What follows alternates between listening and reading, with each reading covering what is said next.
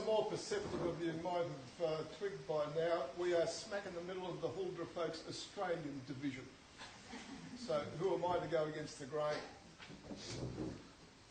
There is a great Australian hero. Notice, no candle, Yuri unplugged. There is a great Australian hero that's never been recognised in story, song, book, film or any other bloody medium. So tonight, I, Yuri the Storyteller, shall correct this lamentable situation. A tale of a great Australian hero. In the back of Donga country, there's a tale the old folks tell about a bloke whose name is famous in the town of Bungadell. And if yous like, I'll tell yous a bit about this little town. She's a dry and dusty place to be until the rains come down. Now, in 1927, when it hadn't rained for weeks, there was bull dust in the billabongs and dead sheep in the creeks. But the hero of our story was soon to help them out. On the day McArthur farted and saved the town from drought. Now, no one knew too much about this joker from the scrub, but they'd heard some yarns about him from some drovers in a pub. Some said he come from Bunker's Run and others Buell Park. But the one thing they agreed upon, he sure knew how to fart. Now, Bungadell was hard and dry as a 3-week stale old crust. The sheep was drinking whiskey and their pee had turned to dust. They had a dam up in the hills about a mile outside the town that should have set the waters down, but not a drop came out. They sent a deputation up to see what could be wrong and found they had a problem that they hadn't reckoned on. Old Bert's dead horse was blocking up the channel from the dam. Well, you'd reckon they could shift it, wouldn't you? But the bloody thing was jammed. 50 blokes with crowbars bashed it 50 days and nights, but they couldn't loose the bastard. He was stuck there good and tight. They blasted it with dynamite, but couldn't get it loose. And even Murphy's bullet team just wasn't any use. There's only one hope left to us, said Clancy's brother Blue. We'll have to get McArthur to see what he can do. The cry went up, McArthur!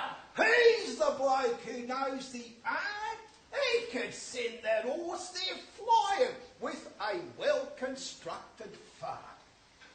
So the townsfolk waited for the day to come about, for the day McArthur farted and saved the town from drought.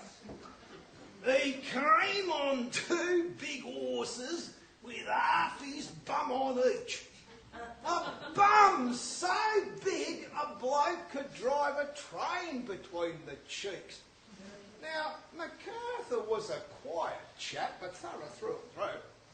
He said, I'll need some food and drink, so see what yous can do.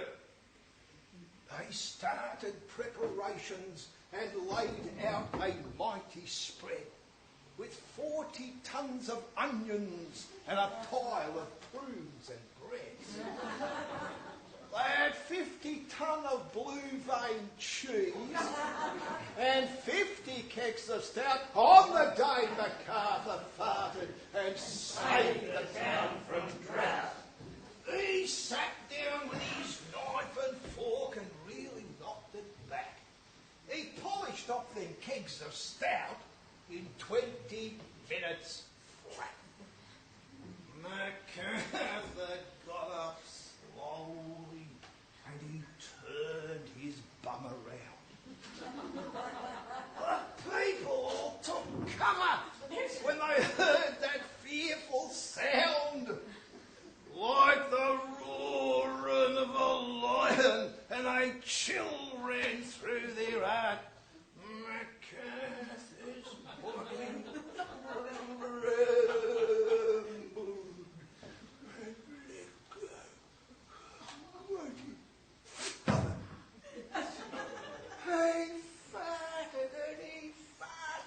and the hills began to quake. The ground, she started trembling, and the dam began to break.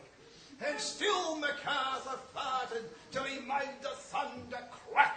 The winds, they howled, the lightning flashed, the sky was turning black. They heard it over in China, where the upside-downers dwell. They heard it up in heaven, and they heard it down in hell. And I hardly need to tell yous it was really on the snout. On the day McArthur farted and saved the town from drought.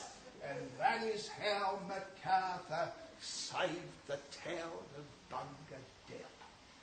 His memory there still lingers on.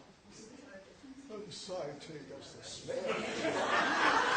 And even over in Adelaide, they've heard about his art, so every other year they hold a festival of fart.